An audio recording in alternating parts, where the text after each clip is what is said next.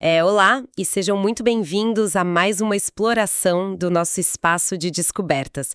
Eu tô super animada para nossa conversa de hoje. Eu também estou bastante focado porque a gente tem pela frente. Olá a todos. Para quem já acompanha a nossa jornada por aqui, sabe que o nosso foco é sempre fazer aquela imersão meticulosa, mas bem acessível. Exato, pegar um material que é naturalmente denso e traduzir para o dia a dia. Isso. E olha, o material de hoje tá fresquinho, recém-saído do forno mesmo. A nossa base estrutural vai ser o radar normativo. Aquele com um compilado do final de fevereiro e início de março de 2026, certo? Esse mesmo. E é um documento incrivelmente rico. Ele foca nas últimas movimentações do Legislativo, Judiciário, Executivo Federal e até normas estaduais lá de São Paulo. É muita informação para digerir. Com certeza. Então, a nossa missão principal hoje é pegar todo esse emaranhado de decisões do STJ, atualizações da Receita, regras contábeis e transformar tudo isso em verdadeiros momentos ahá. Facilitar a vida de quem nos ouve, né? Sim. Ajudar quem está ouvindo a entender os impactos reais no fluxo de caixa, na governança corporativa e, claro, no planejamento tributário. É um prazer enorme participar dessa análise.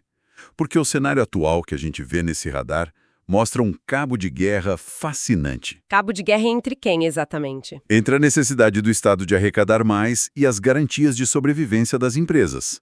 É um equilíbrio super delicado. E é bem por aí que a gente vai começar. Vamos abrir falando de algumas vitórias para o fluxo de caixa e para a boa-fé do contribuinte. Ok, vamos desempacotar isso começando pelas garantias na execução fiscal. O tema 1385 do STJ.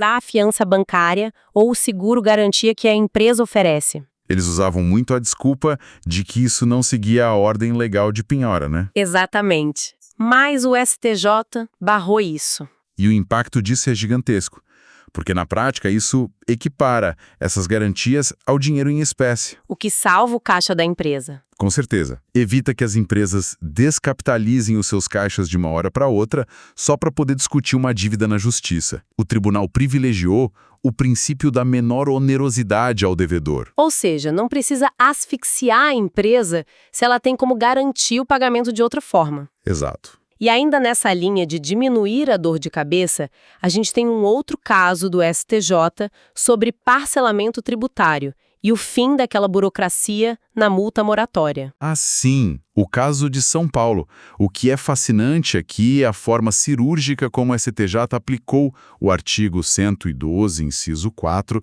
do Código Tributário Nacional. Porque antes o Estado sentava no processo e a multa continuava correndo, né? Isso.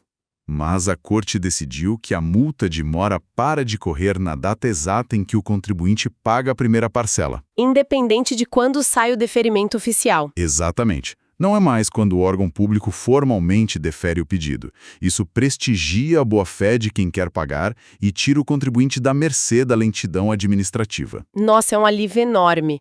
Mas aqui é que a coisa fica realmente interessante, porque a gente precisa falar do outro lado da moeda. Onde o Estado mostra os seus dentes. Exato, o cerco está fechando, a começar pelo fim do teto das contribuições parafiscais. O tema 1390 do STJ. Isso, aquele limite de 20 salários mínimos que existia para a base de cálculo de contribuições a terceiros, tipo INCRA, Salário Educação, Senar. Esse limite caiu. E as consequências disso para a folha de pagamento são nefastas. A folha de pagamento inteira agora é a base. Toda ela. E a gente tem que lembrar que, por ser um recurso repetitivo, isso agora amarra todos os juízes e tribunais do país. O impacto no custo de contratação é imediato. É um peso muito forte. E não para por aí. Tem uma outra movimentação da Fazenda Pública que chamou muito a minha atenção. Se a execução fiscal for frustrada, a Fazenda agora pode pedir a decretação de falência da empresa. Se conectarmos isso ao cenário geral, a gente percebe que o STJ nivelou o jogo de forma bem dura. Deu uma arma poderosa para o Estado. Sim, porque negar isso seria colocar o Estado em desvantagem em relação aos credores privados. O Estado quer garantir o recebimento dos seus créditos a todo custo. E eles também estão garantindo a fiscalização em outras frentes. A gente viu a nova lei 15.352, criando a musculatura da proteção de dados. A NPD virando autarquia especial. Exato, e criando uma carreira federal de regulação e fiscalização. O Estado está ampliando ativamente a capacidade de supervisão. É o fim daquela fase educativa da Lei de Proteção de Dados. Agora a fiscalização vai ser pesada e com profissionais de carreira próprios. O que exige regras rigorosas no tabuleiro corporativo. E isso nos leva para o nosso terceiro bloco, falando de governança e concorrência. Tem um caso excelente do STJ sobre responsabilidade de diretores. Esse caso é uma aula. Um grupo empresarial tentou processar ex-diretores por corrupção e fraudes, mas o processo simplesmente foi extinto. E o pulo do gato jurídico aí é maravilhoso, porque a lei societária diz que se a Assembleia de Acionistas aprovou as contas dos administradores, eles estão liberados de responsabilidade. Mesmo com a alegação de fraude depois? E isso levanta uma questão importante, porque para processar os diretores por fraude nesse cenário, é requisito obrigatório anular previamente a ata da Assembleia. Eles não podiam simplesmente pular etapas e processar direto? Exato. A atenção extrema que as empresas devem ter às formalidades das suas assembleias é vital. Aprovar contas não é mera formalidade. Tem um peso gigantesco. E falando em tentar dar um jeitinho, a gente viu a blindagem da recuperação judicial no Rio Grande do Sul. Aquele credor que tentou ser esperto. Exatamente. A estratégia do credor foi não habilitar o crédito dele antes do pedido de recuperação judicial. Ele achou que se ficasse de fora, poderia cobrar o valor integral com juros cheios depois. Ignorando os limites do plano de recuperação. Isso, mas o STJ barrou a manobra na hora. Porque o crédito concursal se sujeita obrigatoriamente aos efeitos da recuperação.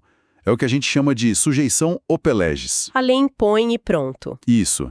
E o tribunal ainda definiu que a data limite para a atualização monetária é a data do pedido.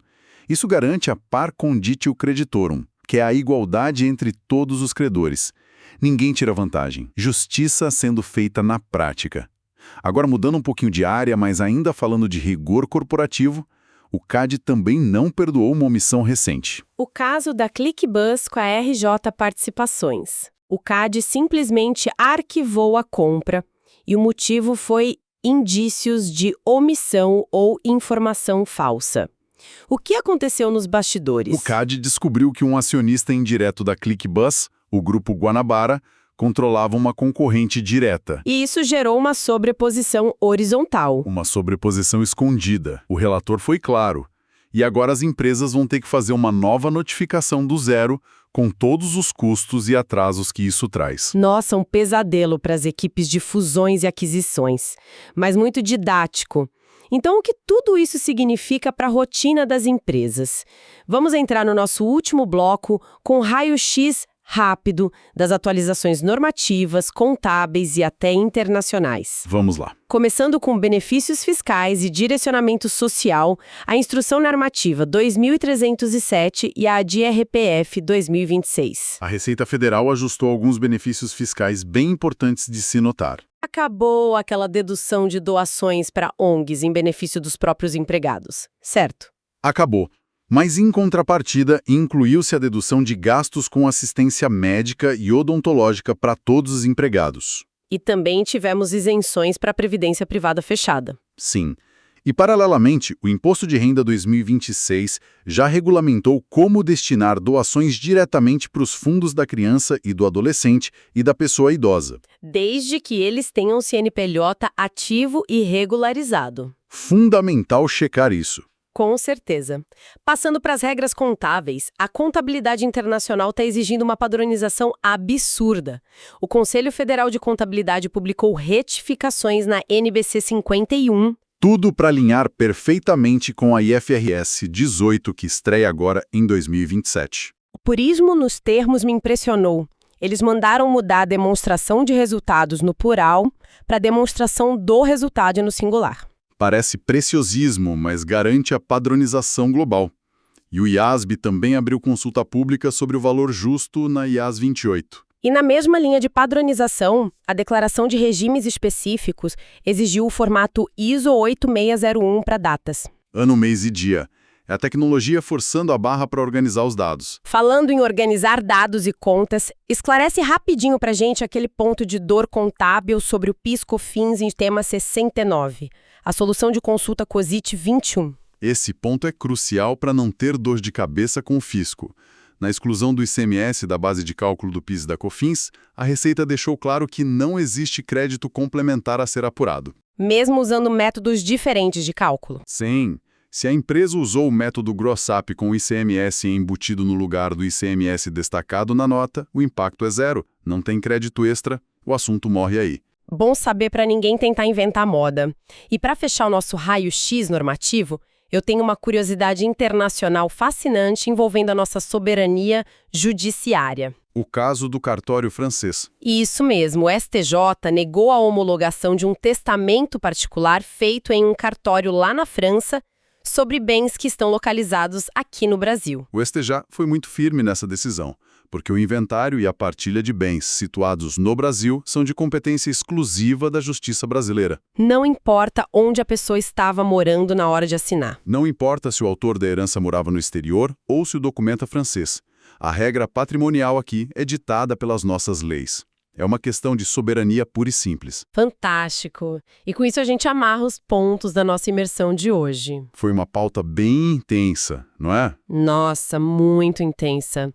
A gente passou desde aquelas manobras bloqueadas em recuperações judiciais e no CAD, que são lições duras de governança. Passamos pelos alívios importantes nas execuções fiscais, protegendo o caixa das empresas que agem de boa-fé. E até o choque de realidade com o endurecimento das contribuições para fiscais. Acho que fica muito claro para quem nos ouve que dominar essas regras de xadrez é a verdadeira diferença entre o sucesso e o fracasso corporativo no Brasil. Eu concordo plenamente. O conhecimento aplicado à rotina das empresas é o maior ativo que um gestor pode ter em meio a esse excesso de informações que a gente vive. Exatamente. E para encerrar, eu queria deixar um pensamento provocativo, uma pulga atrás da orelha de quem acompanhou a gente até aqui. Qual seria? Bom, nós vimos a ANPD ganhar superpoderes, como a autarquia especial cheia de fiscais de carreira. Vimos também a Fazenda Pública ganhar o direito de pedir a falência direta de empresas endividadas. É um arsenal e tanto. Pois é, isso levanta uma questão séria para o nosso futuro corporativo. Será que estamos entrando em uma era onde o Estado deixará de ser apenas um regulador burocrático e passa a atuar com a agressividade de um acionista majoritário hostil no mercado privado? É uma perspectiva que muda a forma de fazer negócios. Fica o convite para essa reflexão profunda. Eu agradeço muito a companhia de todos. Eu que agradeço a excelente discussão. Até a nossa próxima exploração. Tchau!